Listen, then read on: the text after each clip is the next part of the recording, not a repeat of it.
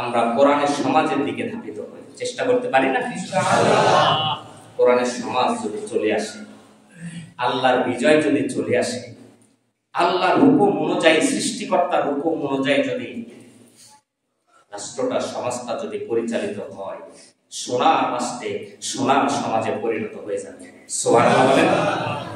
আর যারাই বলবে যে কোরআন আলাদা, রাষ্ট্রের কথাগুলো আলাদা, তাদের রব হচ্ছে দুইটি। কথা বলেন কয়টি? দুইটি। সকলে বলেন কয়টি? আমি প্রমাণ করে দেব। তাদের রব হচ্ছে দুইটি। তারা এক রব আল্লাহকে মানে, দ্বিতীয় রব জনগণকে মানে। কথা বলেন ঠিক কিনা? এজন্যই তারা এই কথা বলে। আর যদি সত্যিকারের একমাত্র আল্লাহ তাআলাকে রব হিসেবে মানত, কখনো এই কথা মুখ দিয়ে উচ্চারণ করতে পারত না। আপনার চলাফেরা তো নাস্তিকের মতো। আপনি কি করে কোরআন নিয়ে এরকম মন্তব্য করতে পারেন? কোরআন পড়ে দেখেছেন? কোরআনের লোককাটা থেকে আন্তর্জাতিক মহল পর্যন্ত কখন কি করতে হবে, কোথায় কিভাবে পরিচালিত হবে, সকল ব্যবস্থা এই কোরআন কারিমের মধ্যে আল্লাহ দিয়ে দিয়েছেন। সুবহানাল্লাহ।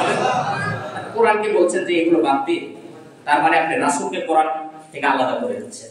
এই কথা বলার মাধ্যমে সাহাবীদেরকে কোরআন থেকে আলাদা করে দিচ্ছেন এই কথার মাধ্যমে। আমার কথার সাথে কি একমত? একমত। যাই যেই দলে ভর না কেন, আমরা এখানে মসজিদে এসেছি কার হুকুম পালন করার জন্য? আল্লাহর হুকুম পালন করার জন্য এসেছি। এই মসজিদ ঘুরে অন্তত আল্লাহ কোরআন বিরোধী কোন পক্ষের সাথে আমরা নাই। কারণ আমার মৃত্যুটা যখন হবে কোরআনের মাধ্যমে, কোরআনের দলিল সহই আমাকে কি দাফন করা হবে। তাহলে যেখানে দাফন করা হবে কোরআন দ্বারা, সেখানে আমার চিন্তা ভাবনা অন্যরকম হয়। কয়েকবার